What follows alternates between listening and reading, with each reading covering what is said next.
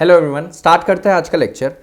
अब हम अपनी PYQ सीरीज कंटिन्यू रखेंगे एंड हम पहुंच चुके हैं last chapter which is chapter number 12, radio activity.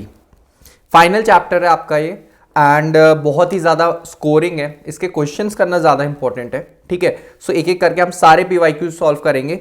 आप पहले सॉल्व करोगे, उसके बाद मेरे साथ आंसर्स मैच करोगे। पॉज कर करके आप प्लीज सॉल्व करना पहले खुद से। ठीक है, क्वेश्चन नंबर 1 आपकी स्क्रीन के ऊपर ये रहा, the heaviest nuclear radiation is. कौन सा न्यूक्लियर रेडिएशन हेवीएस्ट है? इसका आंसर अल्फा है। अल्फा क्यों है? क्योंकि अल्फा का मास सबसे ज्यादा है। बीटा सिर्फ एक इलेक्ट्रॉन होता है, बट अल्फा 2 प्रोटॉन 2 न्यूट्रॉन होता है। और गामा तो एक रेडिएशन है। ठीक है, second, to study the age. ये स्टडी द एज, और ये मैं आपको बता दूं, ये है यूजेस। ठीक है, जो आपके सिलेबस में मेंशन है, इसका आंसर है कार्बन। किसी भी मटेरियल का एज स्टडी करने के लिए हम कार्बन यूज करते हैं। ठीक है, state 1 safety precaution in the disposal of nuclear waste, complete the reaction. देखो रिएक्शन कंप्लीट करनी है आपको, तो बहुत ही इजी है। क्या करोगे आप? दोनों साइड मास नंबर और एटॉमिक नंबर को क्या करोगे? इक्वल रखोगे। जैसे आप केमिस्ट्री में इक्वेट करते हो ना, दोनों साइड रिएक्टेंट्स और प्रोडक्ट्स। तो देखो यहाँ 3 और 5, टोटल कितना है? मास नंबर 5 है। 3 और 2 सॉरी 5 है, बट यहाँ पे सिर्फ 4 है, तो एक मास नंबर मिसिंग है, तो मैं ऐड कर दूंगा। नीचे देखो 2 और 1, राइट। एटॉमिक नंबर 3 है, बट यहाँ तो एटॉमिक नंबर सिर्फ 2 है सर, मतलब एक एटॉमिक नंबर मिसिंग है, तो 1। तो 1 मास नंबर 1 एटॉमिक नंबर, मतलब ये प्रोटॉन होगा। This particle is proton, right. Fifth, fill in the blanks in the following. ठीक है, during the emission of a beta particle the dash number remains the same, mass number remains the same। जब beta particle निकलता है, mass number ऊपर वाला mass number होता है ना, ऊपर वाला सुपरस्क्रिप्ट, मास नंबर सेम रहता है, but atomic number increases by 1। Next, फिर से उसको कंप्लीट करना है। ये देखो यहाँ 235 है, तो 4 तो यहाँ आ गया, बचा कितना? 231। बोला था ना इक्वल रखने हैं दोनों मास नंबर्स। अब एटॉमिक नंबर यहाँ टोटल 92 है, तो इधर भी तो 92 होना चाहिए। समझ आया? नेक्स्ट, सेवंथ, देखो एक न्यूक्लियस है X विच इज 202, इसका मास नंबर है 84, इसका एटॉमिक नंबर है। सर मास नंबर क्या हुआ? प्रोटॉन और न्यूट्रॉन का sum. Atomic number, number of protons of an element emits a alpha particle. पहले अल्फा पार्टिकल एमिट करेगा अगर, तो इससे एक अगर मान लो अल्फा पार्टिकल निकलेगा, तो मास नंबर डिक्रीजेज बाय 4, 198, और दिस डिक्रीजेज बाय 2, 82। फिर बीटा पार्टिकल जब एमिट होगा, तो mass number increase, no, mass number remain same.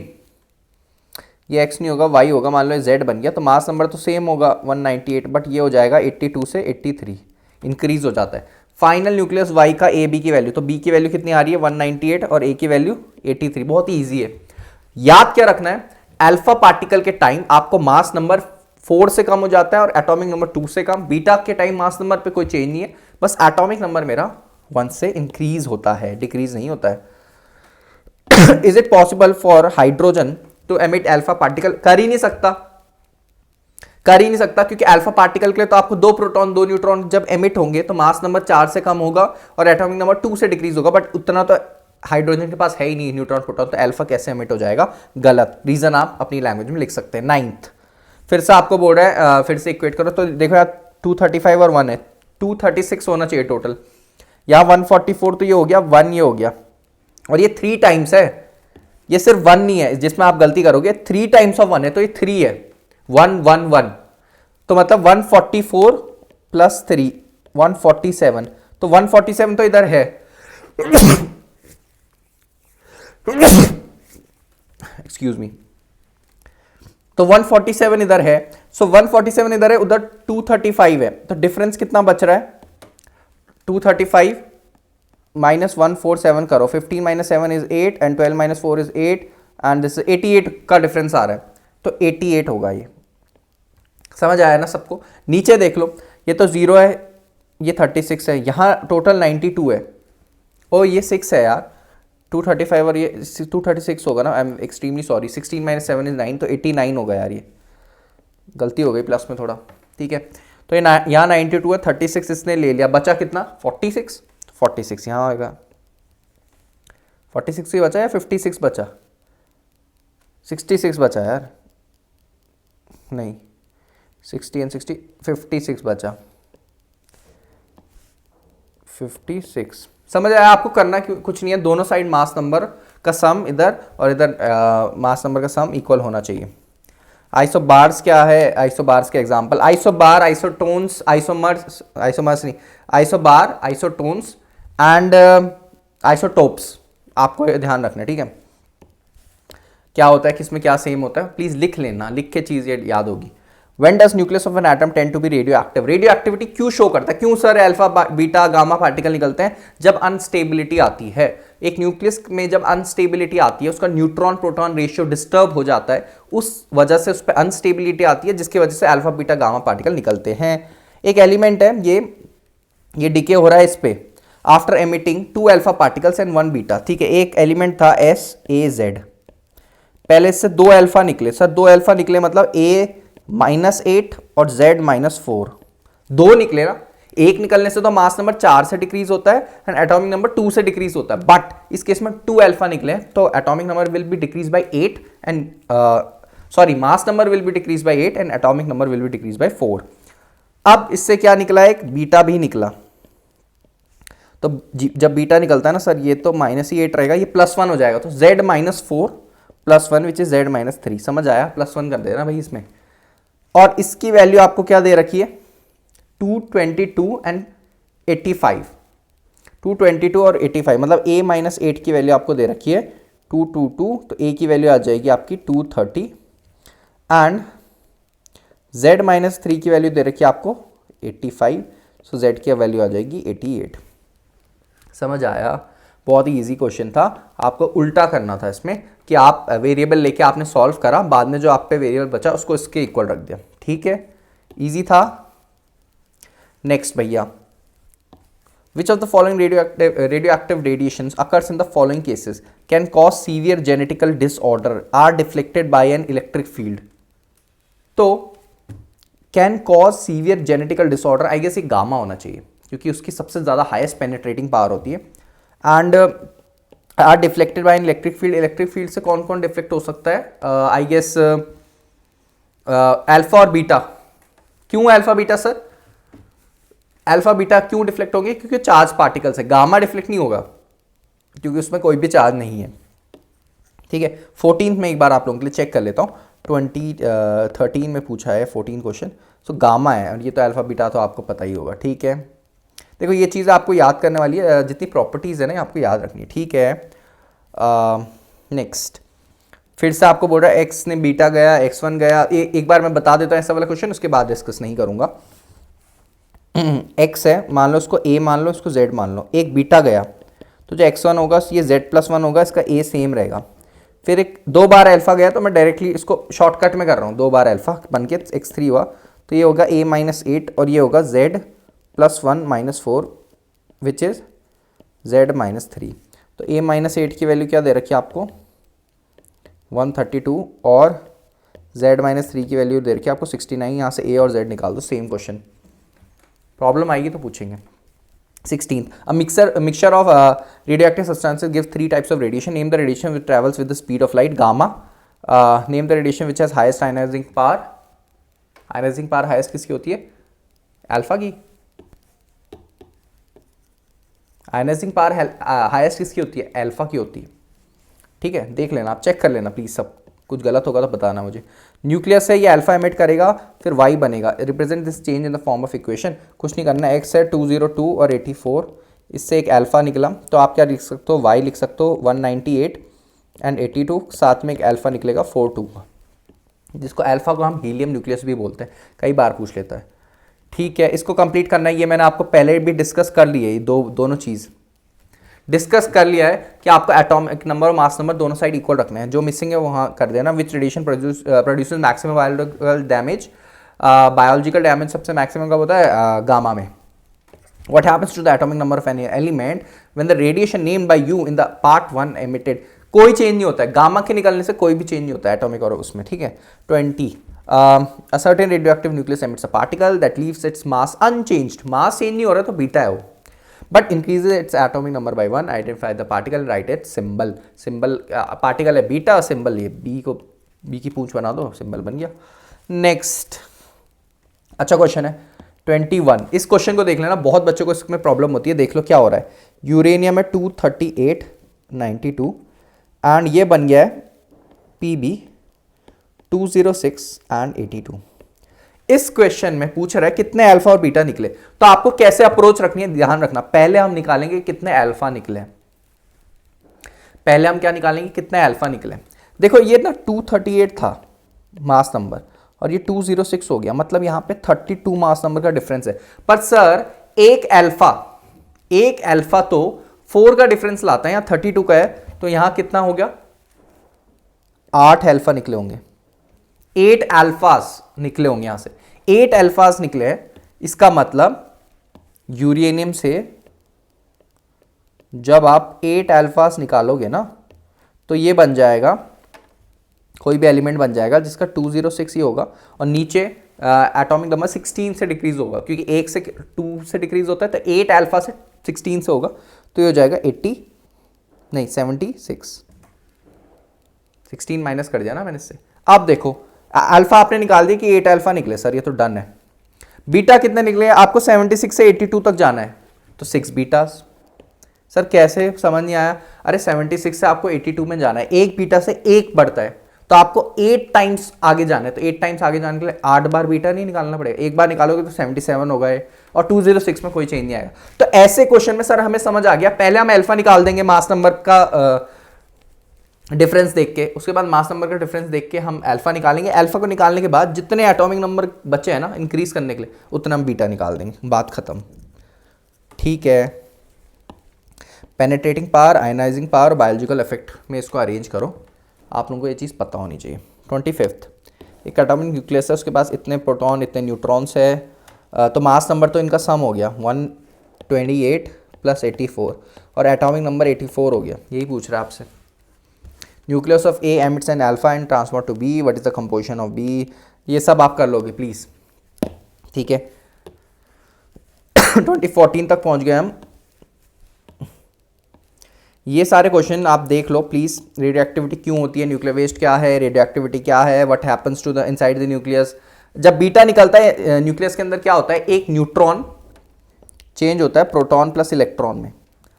Beta particle में मैंने रेडियो एक्टिविटी में समझाया, बहुत छोटी सी वीडियो है रेडियो एक्टिविटी की, जिसको देखनी है जाके देख लो। उसके बाद ये क्वेश्चंस भी बनेंगे और सब कुछ बनेगा, देखना। ठीक है। रेडियो एक्टिव रेडिएशन की लीस्ट पेनिट्रेटिंग पावर किसकी है, अल्फा की है शायद। ठीक है। One use of radio isotopes, what is meant by background radiation. क्या होता है बैकग्राउंड रेडिएशन, क्या होता है जो ऑटोमेटिकली एनवायरनमेंट में आपके आसपास हो रहे हैं, आप करवा नहीं रहे हो, they are happening by themselves. छोटे छोटे रेडिएशन कहीं भी हो सकते हैं न्यूक्लियर वेस्ट की वजह से। ठीक है। When does the nucleus become radio active, बताया था। How is the radio active of an element affected when it undergoes, chemical change से कोई फर्क नहीं पड़ता है। ठीक है, क्योंकि केमिकल चेंज हमेशा इलेक्ट्रॉन्स की वजह से हो रहा है, जिस पर हमारा कंसर्न प्रोटॉन न्यूट्रॉन है जो न्यूक्लियस के अंदर बैठे हैं। हार्मफुल इफेक्ट ये आप लिख लोगे। रेडियो आइसोटोप्स की यूज फिर से पूछ रहा है, यूजेस सारे उसके देख लेना, बहुत ही पुराना पूछा है क्वेश्चन। ठीक है। नेक्स्ट, न्यूक्लियर एनर्जी क्या है। After emission of nuclear radiation the atomic number of the daughter nucleus increase by 1, identify the nuclear, beta है ये। ठीक है। What is the special name given to the parent और daughter nucleus, emit करने के बाद स्पेशल नेम क्या देते हैं हम, तो आप देख लेना। मास नंबर जिसमें सेम होता है, ये क्वेश्चन ढंग से सुन ले, समझ पा रहे हो ना आप लोग। पहले पूछ रहे हैं न्यूक्लियर एनर्जी क्या है, फिर पूछ रहा है कि एक इंक्रीज किस में होता है, सर एटॉमिक नंबर बीटा में होता है। फिर पूछ रहा है right a nuclear reaction indicating the nuclear change mention in second. तो आप कोई भी न्यूक्लियर रिएक्शन लिख दो अपनी मर्जी से। मान लो आपने x ले लिया, इसका 10 है 5 है, इससे बीटा निकलेगा सर, तो ये हो जाएगा x कितना हो जाएगा, 10 तो 10 ही रहेगा, और ये हो जाएगा सर 6। अब ये दोनों का mass number same, atomic number difference. Mass number same और एटॉमिक नंबर डिफरेंट क्या होता है, आइसोटोप, आइसोबार या आइसोटोन। कमेंट करके बताना, वही वो स्पेशल नेम है जो इन्हें दिया है। ठीक है। Next, N atomic number this and this, same question मैंने डिस्कस किया था, मैं फिर से डिस्कस नहीं करूंगा। 34th देख लो। अल्फा नेगेटिव की तरफ जा रहा है, बीटा पॉजिटिव की तरफ, गामा अनडिविएटेड जा रहा है। Name the radiation B which is unaffected by electrostatic field. अरे ऑलरेडी दे दिया इसने, तो आपको होता है ना अल्फा पॉजिटिव है तो नेगेटिव प्लेट की तरफ जाएगा, क्योंकि opposite charges attract each other. Sir ये बीटा पहले चले गया, अल्फा को जाने में टाइम क्यों लगा? ये दोनों सेम ऐसे ऐसे क्यों नहीं है? क्योंकि अल्फा हैवियर पार्टिकल है, उसको जाने में टाइम लगेगा. Which causes least biological damage? I guess alpha इसका आंसर है. Name the radiation used in carbon dating. ये आप कमेंट करके मुझे बताओगे कार्बन डेटिंग में कौन सा रेडिएशन यूज हो रहा है. 35th represent the change in. Change क्या होता है न्यूक्लियस में बीटा के निकलने से? आपको पता है. ये आइसोटोप, आइसोटोन, आइसोबार वाला क्वेश्चन फिर से पूछ रहा है, याद कर रखना. ठीक है, ये मैं आपको समझा नहीं सकता हूँ, ये आपको याद रखना है. Under what condition does the nucleus radio active क्यों शो करता है? मैंने बताया था अनस्टेबिलिटी, न्यूट्रॉन प्रोटॉन का रेशियो डिस्टर्ब, सब बताया था. ठीक है, 36 क्वेश्चन आप लोग कर लोगे, बहुत ही ईजी है. पार्टिकल कौन सा एमिट हुआ? Represent the change in the form of equation. एक बार बता रहा हूँ फिर से, देख लो. एक्स का है, उसका मास नंबर 14 है, एटॉमिक नंबर 6 है, एंड वो बदल जाता है 14 और 7. सर बीटा निकला है, देख के बता सकते हो आप लोग, क्योंकि मास नंबर में कोई चेंज नहीं है, but atomic number is increase by 1. ठीक है, इक्वेशन के साथ आपने बता दिया, एक बीटा पार्टिकल निकाल दो, उसको -1 0 कर दो, खत्म. 37th आप लोग आई होप कर लोगे. 38th भी आप लोग कर लोगे कि अल्फा के निकलने से 4 डिक्रीज हो जाता है mass number, 2 atomic number decrease होता है, बट बीटा के निकलने से मास नंबर में कोई चेंज नहीं, एटॉमिक नंबर इंक्रीज बाय 1, और गामा में तो कुछ होता ही नहीं है. 39th देख लेना आप लोग, कार्बन डेटिंग क्या होती है, ये प्लीज़ देख लेना. ठीक है, 40 बार बार पूछ रहा है कार्बन डेटिंग. ठीक है, देख लेना कौन सी रे से होता है और क्यों हम यूज़ करते हैं, ताकि हम किसी भी मटीरियल की एज बता सकें. 41 describe briefly 2 properties of alpha beta की आयनाइजिंग पावर लिख लेना, एक मास लिख देना, एक लिख लेना पॉजिटिव होता है नेगेटिव होता है, अपने वर्ड्स में प्लीज़. 42 अल्फा निकला है, बीटा निकला है, एल का क्या होगा? तो mg से सर 24 और 12 था, पहले अल्फा निकाल दो तो ये बन जाएगा, कोई भी पार्टिकल ले लो यार. अल्फा निकालने के बाद ये बन जाएगा x 20 और 2. सर 22 क्यों, 20 और 10 क्यों लिखा सर? अरे atomic number increases by 2 and mass number decreases bye 2 and decreases bye 4. फिर बीटा निकलेगा जब तो ये 20 का 20 और 11 हो जाएगा, खत्म. तो यही एल्यूमिनियम का वो आ जाएगा. ठीक है, और ये गामा निकला है, इसके निकलने से कोई प्रॉब्लम नहीं है. ठीक, aluminium emits gamma rays, what is the resulting nucleus? कुछ फर्क नहीं पड़ेगा गामा रेज से. 43rd क्या बोल रहा है, एक बार ये भी देख लेते हैं. Complete the diagram. अरे ये तो आसान है, गामा सीधा निकल जाएगी, अल्फा यहाँ जाएगा, बीटा यहाँ जाएगा. ये ध्यान रखना, अल्फा थोड़ा लेट पहुँचेगा, बीटा जल्दी पहुँचेगा, क्योंकि अल्फा हैवियर है. हैवियर क्यों है सर? उसमें 2 प्रोटॉन 2 न्यूट्रॉन है, 2 प्रोटॉन 2 न्यूट्रॉन होता है ना अल्फा पार्टिकल में, तभी तो 4 2 लिखते हैं. बट बीटा में तो सर एक इलेक्ट्रॉन ही है. समझ आया? तो आपको इसमें ध्यान क्या रखना है रेडियो एक्टिविटी चैप्टर में, पहले अल्फा बीटा गामा के निकलने से क्या चेंजेस होते हैं, अल्फा बीटा गामा की सारी प्रॉपर्टीज, आयनाइजेशन प्रॉपर्टी, ठीक है, पेनिट्रेटिंग पावर, ये सब आपको पता होना चाहिए. एंड दूसरी चीज, आप रिएक्शंस आप लोग सब बना ही लोगे, मतलब मास नंबर और दोनों सब साइड कंजर्व रहने चाहिए, इक्वल रहने चाहिए, और एटॉमिक नंबर भी, और आइसोटोप, आइसोबार, आइसोटोन्स की डेफिनेशन और अंडरस्टैंडिंग. कार्बन डेटिंग क्या होता है, nuclear waste, nuclear harmful waste से प्रिकॉशंस कैसे रख सकते हैं, ये सब. बैकग्राउंड रेडिएशन क्या होता है, छोटी छोटी चीज़ें भी मैंने हर एक क्वेश्चन डिस्कस कर लिया है. किसी को फिर भी प्रॉब्लम होता है, आप मुझे टेलीग्राम में कभी भी मैसेज कर सकते हैं, पर्सनल मैसेज भी कर सकते हैं, चैट ग्रुप में भी डाल सकते हैं. सो आपकी सीरीज खत्म हो गई है. आई होप सबको इससे हेल्प मिली होगी एंड आप लोगों को कॉन्फिडेंस आया होगा. ठीक है, अब आप पेपर में बैठ सकते हैं. आप ये मैंने पूरी सीरीज 12 चैप्टर्स हैं, मुश्किल से कुछ 20 मिनट, कुछ 10 मिनट में भी खत्म किए मैंने. तो मुश्किल से 5-6 घंटे का होगा. ये 5-6 घंटे भी नहीं है, 4-5 घंटे का है. ये 4-5 घंटे आप पेपर से पहले जो 2-3 दिन की आपकी छुट्टी होती है उसमें भी आप देख सकते हैं. तो आपको बहुत बहुत बहुत ज़्यादा हेल्प मिलेगी. आपका रिविजन भी हो जाएगा, क्वेश्चन प्रैक्टिस भी हो जाएगा, एंड थोड़ा सा आप अंडर कॉन्फिडेंट अगर फील करोगे वो भी आपका सॉल्व हो जाएगा. अगर आपको इससे हेल्प मिली है, ठीक है, तो कमेंट ज़रूर करना, मुझे बताना कैसे हेल्प मिली है. कोई अगर आपको चेंजेस चाहिए वो भी बताना. ठीक है, फीडबैक ज़रूर देना मुझे कमेंट करके, कैसा लगा आपको ये पूरा PYQ सीरीज़ जो आप लोगों ने मुझे रिक्वेस्ट करके बोला था. एंड मैंने टाइम से पहले आप लोगों के लिए पूरा बना दिया है, राइट. सो मिलते हैं हम नेक्स्ट किसी वीडियो में. तब तक के लिए study hard, take care, bye bye. And अपने फ्रेंड्स के साथ ज़रूर शेयर करना. बाय.